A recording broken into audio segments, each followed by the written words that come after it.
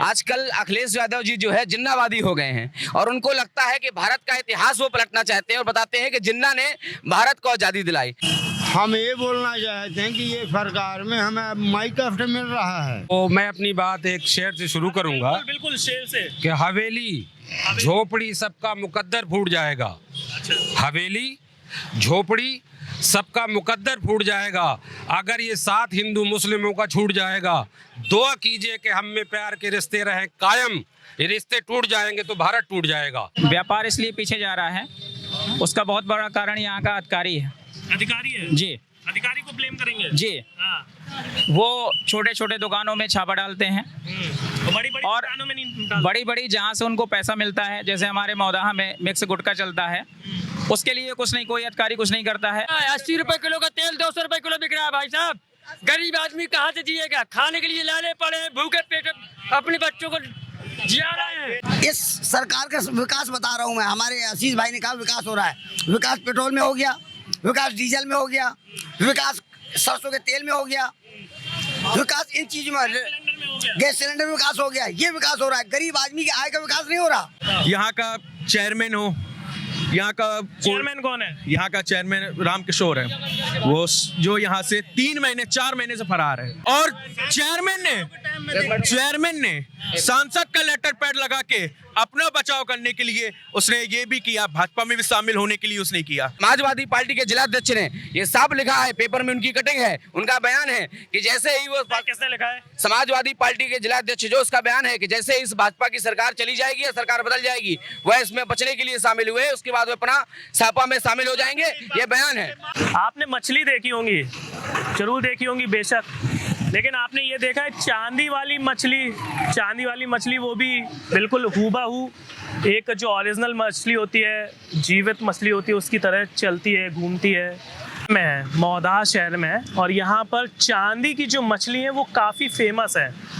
और यहाँ के लोगों से जब हम मिले, आए, बातचीत करी, तो उन्होंने बताया कि यहाँ पर आप अभी स्क्रीन में देखिएगा, अभी आपको विजुअल देखने को भी मिल जाएंगे कि जो मछली है वो हूबहू चांदी की मछली, एक ओरिजिनल मछली की तरह आपको समझ आ जाएगी। नमस्कार, ये है सी टाइम्स नेटवर्क और आप देख रहे हैं चुनावी यात्रा क्या बोलता है बुंदेलखंड। मैं आपके साथ हिमांग।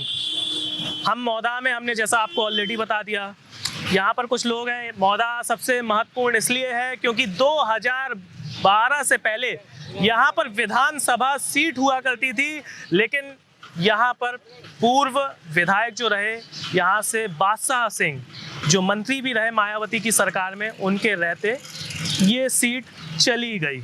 नया परसीमन आया, उसमें ये विधानसभा सीट खत्म हो गई। पहले बुंदेलखंड में होती थी 21 विधानसभा, लेकिन कोच और मौदा विधानसभा खत्म होने के बाद मात्र 19 विधानसभा सीट बुंदेलखंड में रह गई हैं। हमारे साथ कुछ लोग हैं, उनसे बातचीत करते हैं कि अब बुंदेलखंड क्या चाह रहा है 2022 के चुनाव में, क्या लग रहा है। क्या नाम है आपका? सुनील त्रिपाठी जी, सुनील त्रिपाठी। त्रिपाठी जी, क्या लग रहा है अब 2022 का चुनाव बहुत नज़दीक है, बिगुल बच चुका है 2022 के लिए। किसके लिए सबसे ज़्यादा कौन सी पार्टी यहाँ से आएगी? क्योंकि अभी तक मैंने जितना पढ़ा है, समाजवादी पार्टी यहाँ से कभी भी जीती नहीं है, 2012 तक अगर यहाँ विधानसभा रही है। हाँ, तो 2012 के पहले भी यहाँ पर भाजपा का परचम लहराया है। और वर्तमान जो स्थिति है बुंदेलखंड में, तो बुंदेलखंड में जो इस समय की जो सरकार है, निश्चित तौर पर विकास की को एक गति दे रही है। बुंदेलखंड एक्सप्रेस वे बना करके और डिफेंस कॉरिडोर बना करके और नहरों का जाल बिछा करके निश्चित तौर पर कहीं ना कहीं एक जनहित के कदम उठाए जा रहे हैं। यद्यपि ये अभी पर्याप्त नहीं है, इसके लिए और कुछ करने की आवश्यकता है, जिसमें हम आम जनमानस की ये चाहत है कि यहाँ पर जो किसानों की बदहाल है, जो किसान इस समय बदहाली से गौर रहा है और युवा यहाँ बेरोजगार है, इसके लिए भी सरकार को एक बहुत पारदर्शी नीति बना करके बुंदेलखंड के कायाकल्प करने के लिए अच्छे जनप्रतिनिधियों का चयन हो और सरकार की मंशा बुंदेलखंड के लिए कुछ दिल से आवे, जिससे यहाँ पर विकास को गति मिले। आइए, आप सामने आइए। क्या खान है? तो खान जी, ये बताइए कि क्या लग रहा है 2022 में किस तरीके का यहाँ पर सुगबुगाहट चल रही है? बुंदेलखंड एक अलग राज्य की मांग चल रही थी काफी समय से, ठीक है। और जो यहाँ से बादशाह सिंह विधायक हुआ करते थे, वो खुद ही बुंदेलखंड अलग राज्य के लिए इंसाफ सेना की उन्होंने निर्माण किया, लेकिन बुंदेलखंड राज्य अभी तक बन नहीं पाया है। क्या लगता है? देखिए, सबसे बड़ी बात ये है कि यहाँ की जनता बुंदेलखंड का जो अलग राज्य है वो मांग पूरी तरीके से उठाते आए हैं और उठाते हैं और उठाते भी रहेंगे। और रह गई बात 2022 के बारे में, तो जनता तैयार है, क्या तैयार है? वोट की चोट देने के लिए। वोट की चोट देने के लिए जनता तैयार है। कैसी? इस बार जो है वोट की चोट देगी। किसानों के जो मामले चल रहे हैं, आज 600 जो है किसान जो मारे जा चुके हैं। किसानों की तो आय दोगुनी करने के लिए कह रही है भाजपा सरकार। ये सिर्फ कागजी है, सिर्फ कागजी है। 2000 रुपए मिल रहे हैं। ये सब जो है 2000 रुपए दे के जो है, और ये आपका जो राशन दे के 3 किलो गल्ला और 2 किलो चावल दे के सिर्फ जो है जनता को झुंझुना पकड़ाने का काम कर रही है भाजपा से हैं आप? जी हाँ। क्या नाम है आपका? आशीष सिंह नाम है मेरा। झुंझुना पकड़ा रहे हैं ये तो। हमें लगता है कि जो झुंझुना पकड़ाया जा रहा है, आजकल अखिलेश यादव जी जो है जिन्नावादी हो गए हैं और उनको लगता है कि भारत का इतिहास वो पलटना चाहते हैं और बताते हैं कि जिन्ना ने भारत को आज़ादी दिलाई। सरदार पटेल का अपमान करते हुए, नेहरू जी का अपमान करते हुए, महात्मा गांधी राष्ट्रपिता का अपमान करते हुए उन्होंने उनकी तुलना गंदा से कर दी और भारत के युवाओं को कह रहे हैं कि इतिहास पढ़िए। तो भारत के इतिहास में दिखाया गया है कि जब देश का बंटवारा हुआ 20 लाख लोग मारे गए और हिंदू भी थे, वो मुस्लिम भी थे। 1.5 करोड़ लोग विस्थापित हुए, उसमें से हिंदू भी थे, मुस्लिम भी थे। लेकिन जिन्ना मुस्लिम तुष्टीकरण में इतना अंधा हो गए हैं कि वो लगातार आखिरकार इस तरह का काम कर रहे हैं। हाँ, हम कह रहे हैं। जी आइए, ऐसे आइए, बस आप बोलिए। हम ये कह रहे हैं बाबू जी कि ग्राम बिहार का, मेरा नाम है भवानी जी धुरिया। हम ये बोलना चाहते हैं कि ये सरकार में हमें माई काफ्ट मिल रहा है। क्या मिल रहा है? काफ्ट बाहू मिल रहा है कि ये जो आतंकवादी हैं, जो अपनी घर वाले जो बिल्कुल कष्ट मिल रहा है। ये कह रहे हैं जिन्ना तुष्टीकरण को लेकर के, जिन्ना तुष्टीकरण की वजह से कह रहे हैं ये। देखिए, ऐसा है कि हमेशा जो भाजपा की जो नीति रही है, हमेशा से जो तुष्टीकरण की ही नीति रही है, समुदाय की हमेशा बात की है। और जो आज जो है आज जो है भाजपा के जो लोग जो है आज जो है माननीय जो है इनके बारे में सरदार वल्लभ भाई पटेल जी के बारे में बात कर रहे हैं। ये वही सरदार वल्लभ भाई पटेल थे जिन्होंने जो है आरएसएस को बैन किया था, और आज ये बात कर रहे हैं उनको जो है आइडियल बना रहे हैं। तो आइडियल तो थे और हैं और रहेंगे हमेशा, मगर जो है ये सरदार वल्लभ भाई पटेल जो लौह पुरुष माने गए हैं, उन्होंने देश के लिए जो कुछ किया, जो बलिदान लिया है, जो उन्होंने नीतियां दी हैं, वो हमेशा ही माना। मेरा नाम नईम अहमद है। मैं एक टेलरिंग का शॉप डाले हुए हूँ, टेलिंग स्टिचिंग। तो आप व्यापारी हैं? कुल व्यापारी है। क्या लग रहा है व्यापारी कितना खुश है इस सरकार से? तो मैं अपनी बात एक शेर से शुरू करूंगा। बिल्कुल शेर से। कि हवेली झोपड़ी सबका मुकद्दर फूट जाएगा। हवेली झोपड़ी सबका मुकद्दर फूट जाएगा अगर ये साथ हिंदू मुस्लिमों का छूट जाएगा। दुआ कीजिए कि हम में प्यार के रिश्ते रहें कायम। ये रिश्ते टूट जाएंगे तो भारत टूट जाएगा। रिश्ते टूट जाएंगे तो भारत टूट जाएगा। लिहाजा कोई भी शख्स हो, भारत को बचाने का प्रयास किया जाए, आपसी भाईचारा बढ़ाया जाए। और ये जो जहनों में गंदगी है, झाड़ू लगाने से मेरे भाई कोई सफाई नहीं होती, दिलों की सफाई की जाए और भारत को एक नई दिशा की तरफ ले जाया जाए। चाहे वो भाजपा हो, चाहे कोई हो, हमारे भाई हैं। हम तमाम लोग एक साथ एक परिवार हैं भारत का। हम भारत में किसी भी शख्स को यहाँ पर उंगली उठाने की अनुमति नहीं देते। हम आज हमारा विवाद है आपस में, हम कल गले भी मिल सकते हैं। ऐसा कुछ नहीं है। ये राजनीति एक ऐसी चीज है, घर में रहेंगे तो वो होता रहता है, इससे कोई मतलब नहीं है। लेकिन हमारे भारत की स्थिति क्या है आज देखिए। हमारे क्या स्थिति? ये स्थिति है कि देखिए हम लोगों को कारोबार नहीं है, हम व्यापारी हैं। आज हम अपने घरों का पूरा पालन पोषण नहीं कर पा रहे। किससे कहा जाए भाई? मेहनत करते हैं, मजदूर लोग हैं। लेकिन ये जो राजनीति है देश को बर्बाद करने की, कोई भी पार्टियां हो, मैं किसी भी पार्टी को ब्लेम नहीं देना चाहता, लेकिन आप भाई हैं और भाई कंधे पे कंधे मिला के आइए और भारत को सही दिशा दिखाइए। चाहे जो भी पार्टी आ जाए, सब हमारे लिए लब्बैक है। कोई बात। आप युवा हैं जी, आइए क्या कह रहे हैं? आइए। माननीय योगी आदित्यनाथ जी, ठीक है, कोरोना का काल बढ़ा दिया, ठीक है, 90 दिन से ज़्यादा। और ये गरीब जनता क्या कर रही है? जिसको खाने कमाने के लिए नहीं कुछ। क्या नाम है आपका? JK गुप्ता। क्या क्या करते हैं आप? मैं यहाँ पे युवा नगर अध्यक्ष हूँ व्यापार मंडल का। अच्छा, व्यापार मंडल के क्या है व्यापार मंडल? युवा नगर अध्यक्ष। युवा नगर अध्यक्ष है। तो व्यापार मंडल अभी जैसे बताया कि व्यापार बिल्कुल एक तरीके से कम होता जा रहा है इस भाजपा सरकार में, तो क्या क्या वजह है ये?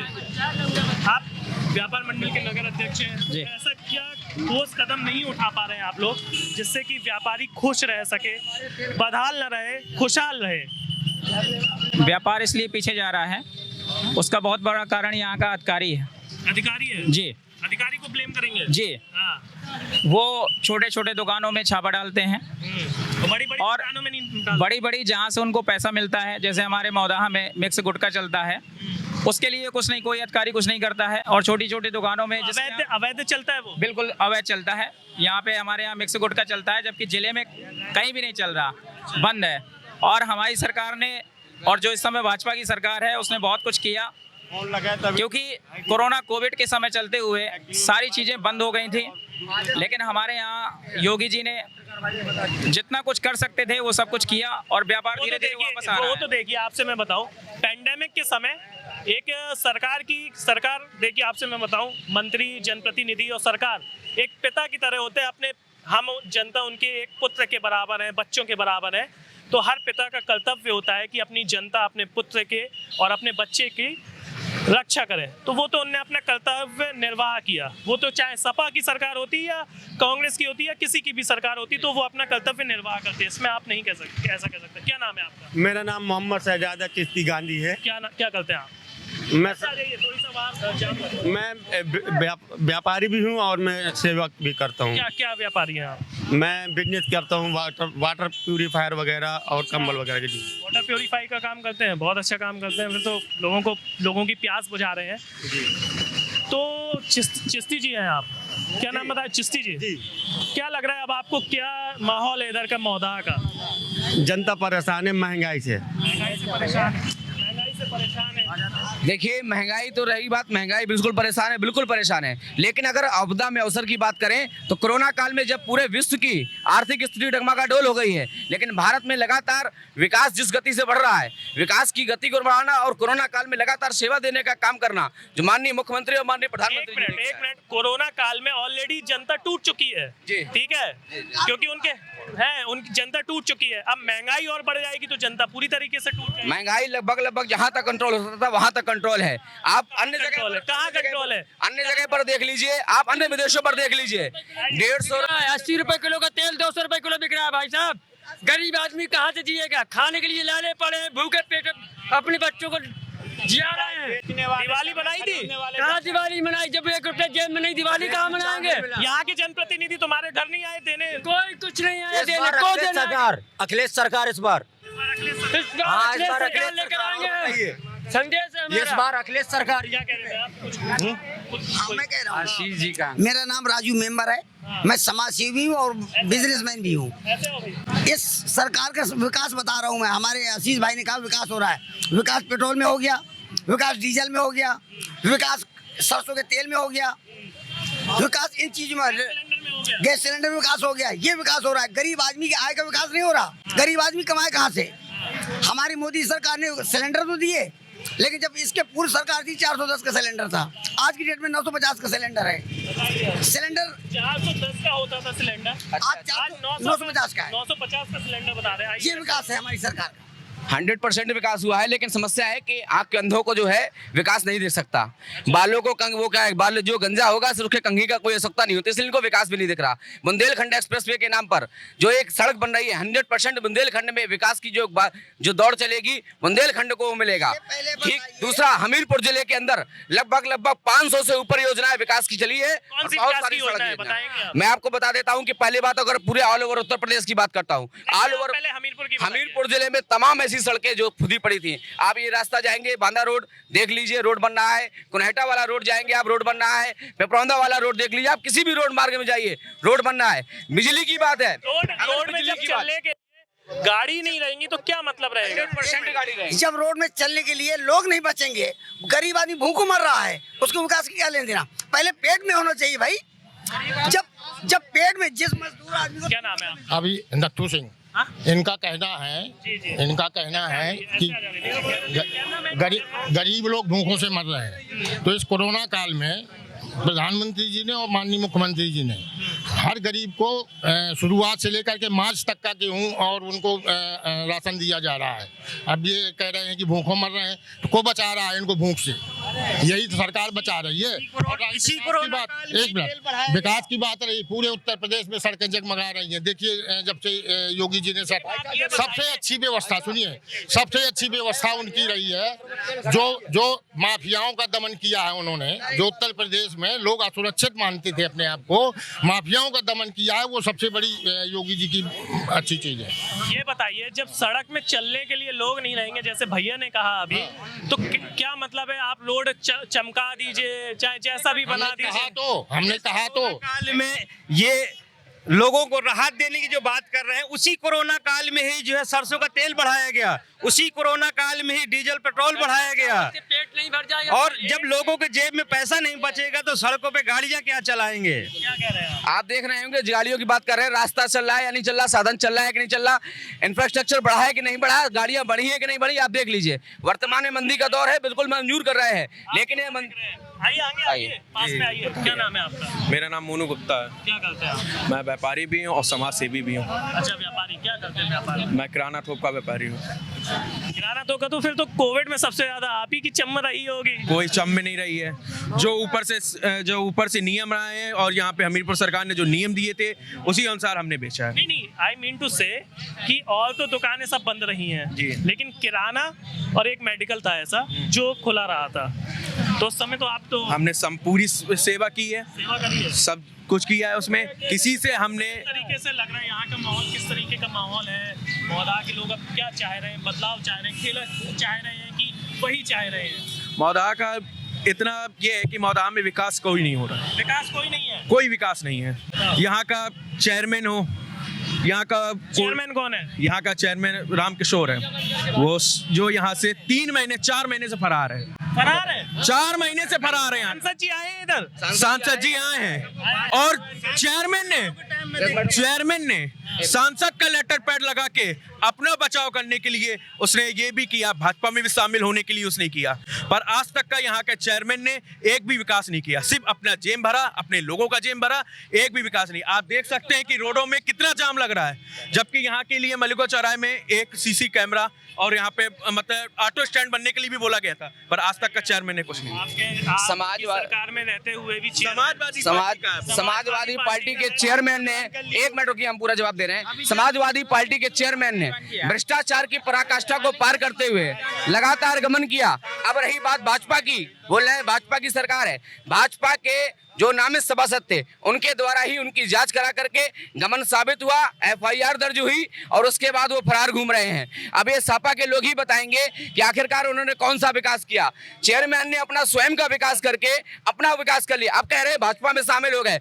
भारतीय जनता पार्टी के एक 13वीं में जाकर के, एक राजू महाराज जी मर गए थे हमारे पूर्व सांसद जी, उनकी 13वीं में जाकर के नेताओं के साथ फोटो जी हाँ, ये देखिए, जो बेटी पढ़ाओ बेटी बचाओ, बेटी बचाओ बेटी पढ़ाओ का नारा दिया गया था भाजपा ने, वो नारा कहाँ गया? आप देख रहे होंगे हाथरस वाले जैसे मामले में अभी जो ये बोल रहे हैं यहाँ के नगर पालिका अध्यक्ष के लिए, आप उसकी बात पे क्या बोलेंगे? तो इसमें तो जब विधानसभा चुनाव था, अगर इतने ही अगर वो भ्रष्ट, अगर यहाँ का चेयरमैन भ्रष्ट था, तो क्या ये जो है बीजेपी को जो है ज्वाइन करने के बाद में जो साफ सुथरी छवि के हो जाएंगे? ये बताइए, बीजेपी में कोई भ्रष्ट है? जैसे आपने बताया कि आपके नगर पालिका अध्यक्ष भ्रष्ट थे, वो शामिल हुए तो वॉशिंग मशीन से धुल गए क्या? मैं आपको अभी मोबाइल पर जिला अध्यक्ष जी का और पार्टी का आपको अधिकृत बयान दिखा देता हूं। भारतीय जनता पार्टी ने उनको ज्वाइन नहीं किया है, नहीं किया ज्वाइन। अगर उन्होंने ज्वाइन नहीं किया, ये मानिए कि इतना भ्रष्टाचार जो यहाँ का जो चेयरमैन था, जो यहाँ का जो भ्रष्टाचार जो चेयरमैन था, तो ये मान जो वारंटी है जो 6 महीने से भागा हुआ है, तो वो माननीय उच्च जो है पदाधिकारी, माननीय जो उप मुख्यमंत्री जी के साथ में फोटो खिंचवा रहे हैं, तो उनको अरेस्ट क्यों नहीं किया गया? जी क्यों नहीं सकते? क्योंकि सरकार जानती है ना भाई, प्रेजेंट टाइम में वो वर्तमान में चेयरमैन रह चुके हैं, अब भाजपा सरकार चाहती है हमारे पास आ जाएंगे तो बात क्या हमारी ही छवि बनेगी ना। क्योंकि देखिए भाजपा सरकार जानते हैं वॉशिंग मशीन है, जो भी कोई भी गुंडा अपराधी आता है तो उसको पाप धुल जाते हैं। यही हो रहा है इस समय, आप देख रहे होंगे जीडीपी बांग्लादेश देश की जीडीपी बढ़ी हुई है, अपने भारत देश की जीडीपी कितनी कम है। यदि भ्रष्टाचार हुआ है तो गिरफ्तार तो यही सरकार करेगी ना। अभी भाई साहब ने कहा था कि यहाँ पर भू माफिया जो ऐसे प्रकार के गुंडे किस्म के लोग थे उन पर हमारी सरकार ने नकेल कसा है, और 6 महीने से वो फरार चल रहे हैं और इनके प्रोग्रामों में शामिल होते हैं, लेकिन नकेल नहीं कसी जा रही। सपा ने क्यों नहीं हटाया था उसको? चेयरमैन को सपा ने क्यों नहीं हटाया था? सपा ने क्यों नहीं हटाया था? आज भाजपा के लिए ये कहने लगे कि क्यों शामिल किया, अभी तक भाजपा ने क्यों नहीं हटाया था? और कांग्रेसी नेता उसके हमदर्द बने रहे, सपा के नेता हमदर्द बने रहे, अभी तक उसको कहते रहे बेगुनाह है, आज गुनहगार कहने लगे। उनके साथ खड़े होकर के आज मुख्यमंत्री जो है, आपके पूर्व मुख्यमंत्री जो भाजपा के नेता, उनके साथ फोटो लेके खिंचवा रहे हैं। वारंट है, कोर्ट का वारंट है, उसको गिरफ्तार क्यों नहीं? कोर्ट का वारंट है, वारंट है, गवर्नर का वारंट है, क्यों नहीं खिंचवा रहे? इसमें सरकार क्या करे, क्यों नहीं अरेस्ट? उनके ऊपर वारंट नहीं है, मुकदमा कायम है। एक 13वीं संस्कार में अगला व्यक्ति गया हुआ था, 13वीं संस्कार जैसी जगह पर मुझे लगता है किसी प्रकार की गिरफ्तारी करना है बिल्कुल 100% गलत है। और संस्कार में शामिल होने के बाद में जहां पर दुख की घड़ी में कोई शामिल होने आया है वहां पर इस तरह की बात करना बिल्कुल गलत है। रही बात वो भारतीय जनता पार्टी में कभी शामिल नहीं हुआ, समाजवादी पार्टी के जिलाध्यक्ष ने ये साफ लिखा है, पेपर में उनकी कटिंग है, उनका बयान है कि जैसे ही वो, किसने लिखा है? समाजवादी पार्टी के जिलाध्यक्ष जो, उसका बयान है कि जैसे इस भाजपा की सरकार चली जाएगी या सरकार बदल जाएगी वह इसमें बचने के लिए शामिल हुए, उसके बाद वो अपना सपा में शामिल हो जाएंगे, ये बयान है। ये क्या आप लोग की समाजवादी पार्टी का जिलाध्यक्ष कौन है? समाजवादी पार्टी के जिलाध्यक्ष वर्तमान है राज बहादुर पाल।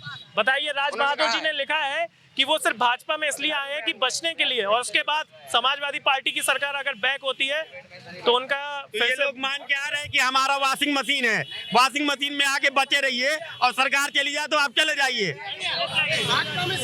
अभी मौदहा में सर मौदहा में 1 सप्ताह का मेला चला था, यहाँ पर 1 सप्ताह का नगर पालिका की तरफ से मेला चला था जहाँ पर भाजपा के लोग शामिल रहे, और उसी चेयरमैन ने 1 लाख रुपए का दान किया है, और चेयरमैन यहाँ काम कर रहा है, इनके विधायक हैं, इनके सांसद हैं, इनका प्रशासन है, अरेस्ट नहीं किया जा रहा है। और राज जी यहाँ आते हैं कि नहीं आते हैं ये बताइए। देखा नहीं, जीतने के बाद देखे नहीं, जीतने कंस मेला में नहीं आए थे? कंस मेला जीतने के पहले था ना, वो दोबारा चुनाव हुआ है, फिर जब से आए नहीं वो।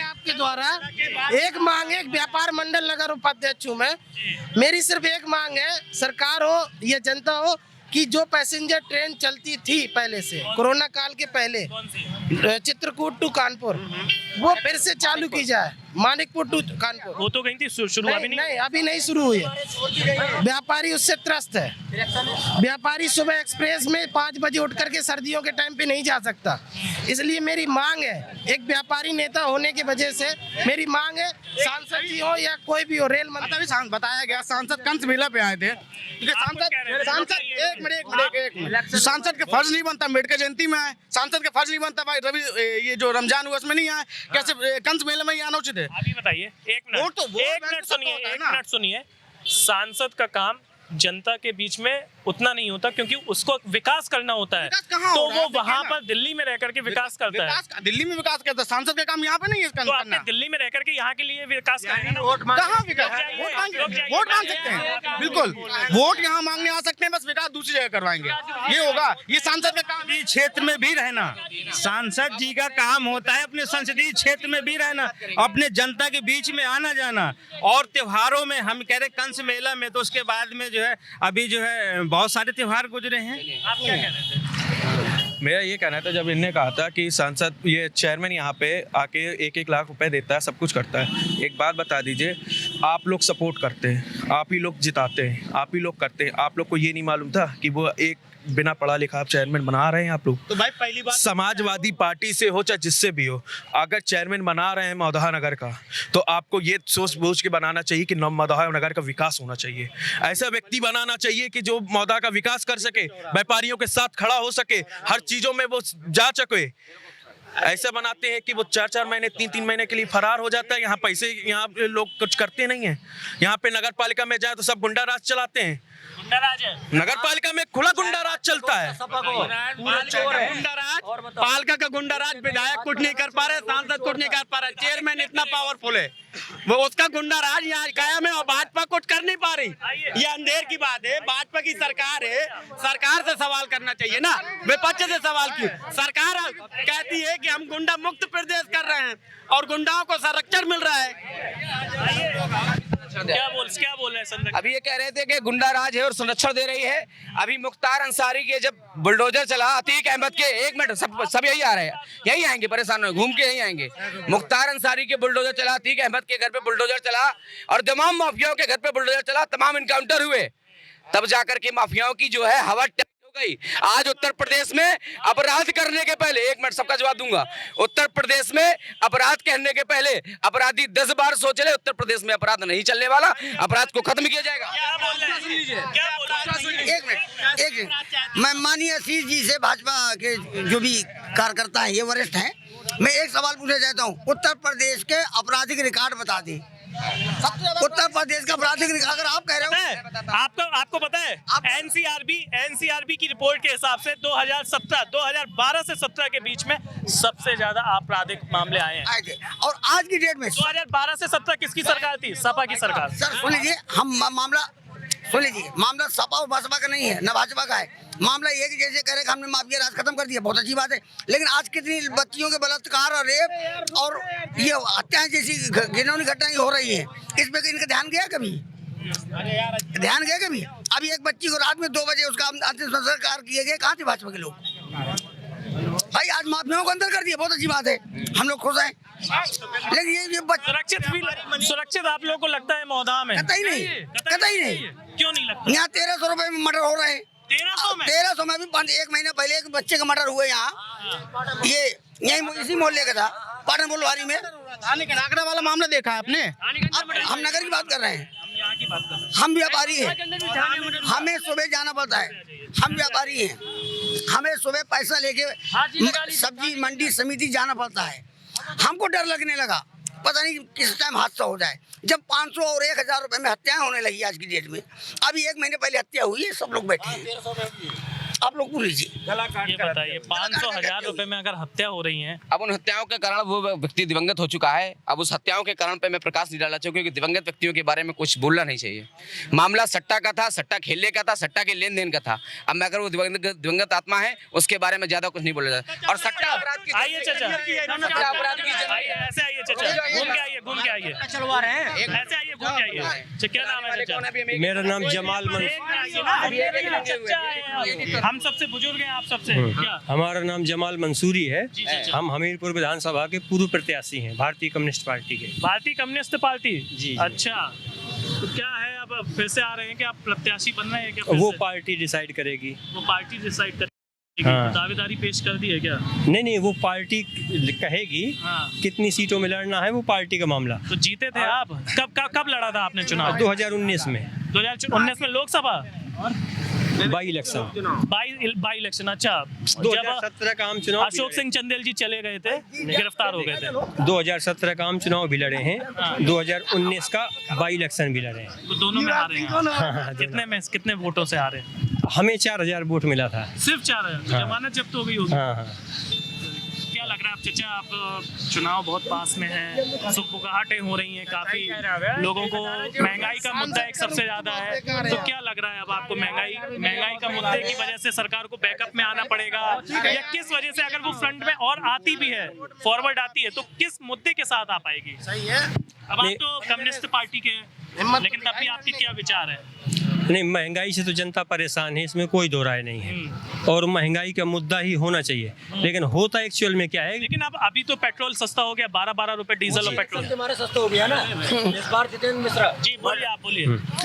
बात ये है, नहीं, उसमें राहत दी है सरकार ने, उसमें 5-10 रुपए की, 12 रुपए की राहत। बताइए, 12 रुपए जो पेट्रोल डीजल सस्ता हुआ है, वो कहीं इस वजह से तो नहीं हुआ है कि अभी कुछ ही दिन पहले 29 विधानसभाओं का और चुनाव हुआ था, 1 मिनट रुक जाइए, 1 मिनट रुक जाइए, 1 मिनट रुक जाइए, मैं बात कर रहा हूँ। 29 विधानसभाओं में अच्छा खासा तगड़ा झटका लगा, सिर्फ 13 सीटें वो अपनी ला पाई है भाजपा, 13 सीटें आई हैं, चलिए 14 आई हैं मैं कहता हूँ। तो कहीं इस वजह से तो उसको घबराहट तो नहीं हो गई, क्योंकि 2022 में चुनाव है, यूपी सबसे मुख्य चुनाव है, दिल्ली के लिए डिसाइड करेगा 2024 में, तो ये वजह से सस्ता तो निकलती है एकदम से, वो भी 12 रुपए। सबका साथ सबका विकास, इस नारे को लेकर भारतीय जनता पार्टी चल रही है। और निश्चित रूप से जब कोरोना के समय पर आर्थिक गतिविधियां, कोरोना खत्म होकर के समाप्ति की ओर है और आर्थिक गतिविधियां बढ़ी हैं, तो सरकार ने जनता को राहत देने के लिए ये काम किया है। इसके साथ साथ लगातार आप देख रहे होंगे कोरोना काल से अब तक लगातार गरीब लोगों को राशन देने का काम किया है। और आपको पता होगा समाजवादी पार्टी के जो कार्यकर्ता आज बने घूम रहे हैं, कोरोना काल पर, कोविड काल पर सब अपने अपने घरों पर कैद थे, चाहे अखिलेश यादव जी हो चाहे कोई भी हो। ये तो बात सही है कि कोरोना अच्छा कांग्रेस से, चलिए सपा से कौन था? सपा से, हाँ नहीं, सपा से हम नहीं है भाई। अच्छा सपा से कौन है? नहीं होंगे हमारी गाड़ी नहीं ली इन लोगों ने। लेकिन इसके बावजूद 1 मिनट रुक जाइए, 1 मिनट रुक जाइए, इसके बावजूद कांग्रेस का कोई नेता उस समय निकला नहीं कोविड के समय, लेकिन वही जगह योगी आदित्यनाथ मुखिया आए हैं, लोगों की हाल जाना है। आपने देखा नहीं, हमारी पार्टी ने निरंतर उत्तर प्रदेश ने पूरे भारत में कोविड-19 में बराबर कार्यकर्ताओं ने जाकर के जरूरतमंदों की आवश्यकता पूरी की है। प्रियंका गांधी जी ने उत्तर प्रदेश में 1000 बसें दी थी मजदूरों को उनके घर पहुंचने के लिए। इस सरकार ने वो बसें नहीं ली, सिर्फ अहंकार की वजह से कि अगर करें तो हम और नहीं करें तो हम। ये जनता मरती रही और ये लोगों ने हमारी 1000 बसें नहीं ली। ऐसी सरकार, अहंकारी सरकार। राहुल गांधी आपको नहीं दिखेगा, इनको राहुल गांधी को इनको नहीं दिखेंगे। आपको मालूम होगा ये बुंदेलखंड है, झांसी की कुछ मजदूर थे जिनको उन्होंने खुद जाकर के कहाँ थे? राहुल गांधी ने बैठाला मेरे भाई। राहुल गांधी तो विदेश में भाई बैठे। आप पता नहीं कौन से कोरोना कर गए, अब दूसरी लहर में आ गए, पहली लहर भूल गए, वो सेवा की कि नहीं की? लहर सबसे ज्यादा भयानक। अरे मेरे भाई तो राहुल गांधी मात्र एक नेता, पूरी कांग्रेस पार्टी सेवा कर रही थी लोगों की। तो कह रहे थे कि वैक्सीन ही सही नहीं है। हाँ बिल्कुल, अच्छा वैक्सीन सही थी तो लगने के बाद भी कोरोना था। आपने लगवाई? हाँ बिल्कुल लग गई। क्यों लगवाई फिर? आपके तो नेता मना कर रहे थे। नहीं, हमारे नेता ने मना नहीं किया, ये गलत। हमारे नेताओं ने मना नहीं किया। आपके नेता कह रहे थे कि सही। हमारे नेता ने कहा कि पहले कहा था सही नहीं है, लेकिन लगवाया सबने। हम जो है देश की जनता के साथ रहते हैं, देश की जनता के सुख में दुख में हम खड़े हैं। वैक्सीन लगवाने का मकसद ये नहीं कि कोरोना हमको हो रहा है। वैक्सीन लगवाने में जो सरकार ने थोप दिया है कि आपको एयर टिकट नहीं मिलेगा, आपको रेलवे टिकट नहीं मिलेगा, आपको राशन नहीं मिलेगा, मजबूरी है जनता की, जनता की मजबूरी है, राशन नहीं मिलेगा, इसलिए वैक्सीन लगवाना अनिवार्य हो गया है। सरकार कह रही है, हम जवाब देते हैं। इन्होंने कहा कि कोरोना की वैक्सीन लगाने के बाद लोगों को कोरोना हो रहा है। सरकार ने कभी नहीं कहा कि कोरोना की वैक्सीन लगाने के बाद कोरोना नहीं होगा, लेकिन इस बात की गारंटी सरकार दे रही है कोरोना की वैक्सीन लगाने के बाद कोई भी व्यक्ति मरेगा नहीं, इस बात की गारंटी सरकार दे रही है।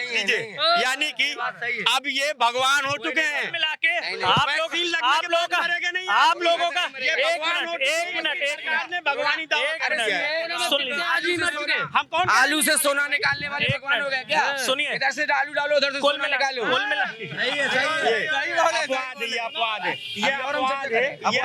हम सुना एक मिनट ठीक है। आप उसका मतलब समझते हैं? आप उसका मतलब समझते हैं? उन्होंने क्या कहा था कि आलू का जो प्रोडक्शन है वो एक सोने की तरह दे सकते हैं। आप गलत समझिए। मशीन लगाऊंगा, इस साइड से आलू डालो, उस साइड से सोना निकालो। चलिए ठीक है। तो भैया ये थे मौदा विधानसभा सीट के लोग, और अभी आपने शुरू में देख ही ली होगी कि यहाँ की जो मछली बनती है ना चांदी की, वो हूबहू आपको लगेगी ये ओरिजिनल मछली है जो पानी में तैर रही होती हैं। तो वो आपने ऑलरेडी देख ली होगी। यहाँ की जनता की आवाज़ भी सुन ली आपने कि यहाँ की जनता साफ साफ कह रही है कि वो साफ मुद्दा है उनका एक महंगाई। वास्तव में महंगाई एक बहुत बड़ा मुद्दा है, क्योंकि ये महंगाई ही कहीं ना कहीं 2022 के विधानसभा चुनाव में सरकार को बैक फुट पे ला सकती है।